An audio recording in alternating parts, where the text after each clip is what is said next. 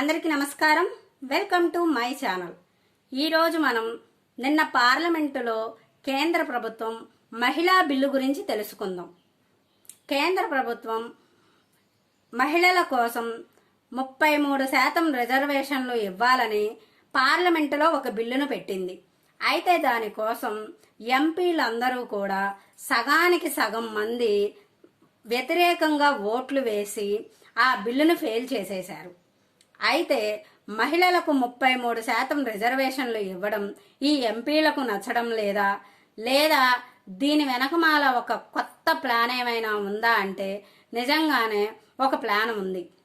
అది ఏమిటంటే పైకి కనబడేలాగా కంటికి కనిపించేలాగా మహిళలకు రిజర్వేషన్లు ఇస్తామని చెప్పి కంటికి కనబడకుండా వెనకమాల ఒక పెద్ద గేమ్ ప్లానే జరుగుతుంది. అది ఏమిటంటే డీలిమిటేషన్ అంటే ఏమిటంటే ఇప్పుడు ఉన్నటువంటి 545 ఎంపీ స్థానాలు పూర్తిగా రద్దు చేసేస్తారు. పూర్తిగా రద్దు చేసేసి కొత్తగా 800 స్థానాలను పెంచుతారు. అంటే మహిళలకు న్యాయం చేస్తాము అని పేరు చెప్పి ఎక్కడైతే జనాభా ఎక్కువగా ఉంటారో అక్కడ ఎంపీ స్థానాలను పెంచుకుంటూ పోతారు.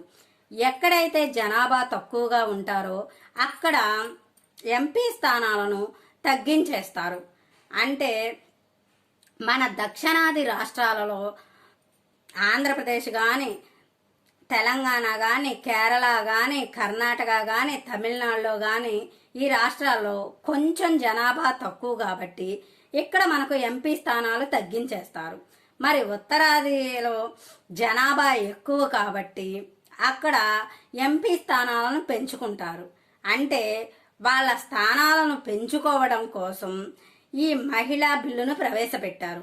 మన స్థానాలను తగ్గించేయడం కోసం, వాళ్ళ స్థానాలను పెంచుకోవడం కోసం ఈ మహిళా బిల్లును ప్రవేశపెట్టారు. మరి మన ఎంపీలు ఏమైనా తక్కువ తిన్నారా?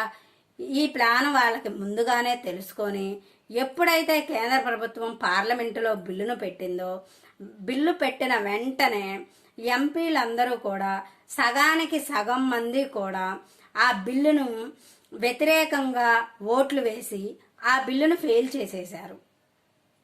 అయితే ఇక్కడ చాలా మందికి తెలియని విషయం ఏమిటంటే మహిళలకు రిజర్వేషన్లు ఇవ్వరా అని చాలా మంది అనుకుంటారు. అయితే కేంద్ర ప్రభుత్వం మహిళలను న్యాయం చేస్తున్నాము అని చెప్పి వాళ్ళు చేసేటువంటి మాయలు, మాయమాటలు, మాయగారడీలు ఎవ్వరికీ తెలియడం లేదు. మరి మన ఎంపీలు చేసింది తప్ప ఒప్ప అనేది మీకు ఎవరికైనా తెలిస్తే కామెంట్స్లో చెప్పండి. మా వీడియో గనక నచ్చినట్లయితే లైక్ చేయండి, షేర్ చేయండి, సబ్స్క్రైబ్ చేసుకోండి.